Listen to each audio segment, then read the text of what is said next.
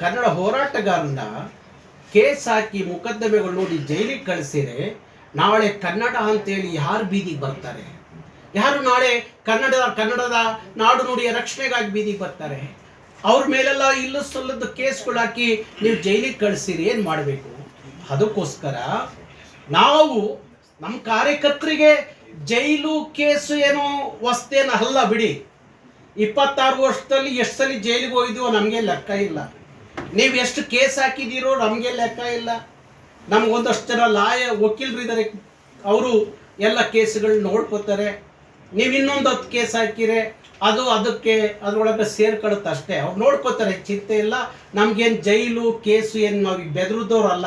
ನಾನು 16 ದಿವಸ ತೊಗೊಂಡೋಗಿ ಇಟ್ರಿ ಜೈಲಲ್ಲಿ, 16 ಕೇಸ್ ಹಾಕಿದ್ರಿ ನನ್ನ ಮೇಲೆ. ನಾನೇನು ಎದ್ರುಕೊಂಡು ಮನೆ ಸೇರ್ಕೊಂಡ?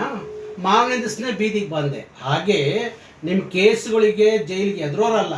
ಇದೆಲ್ಲ ಬಿಟ್ಟು ಹಿಂದಿ ಭಾಷೆಯ ಬಗ್ಗೆ ಯಾಕೆ ನಮ್ಮ ಮೇಲೆ ದಬ್ಬಾಳಿಕೆ ಮಾಡ್ತೀರಿ ಅಂತೇಳಿ ನಮ್ಮ ಸಂಸದರು ನೋಡಿ, ಒಬ್ಬರು ಮಾತಾಡಲ್ಲ. ಅಲ್ಲಿ ತಮಿಳುನಾಡಿನ ಸಂಸದರು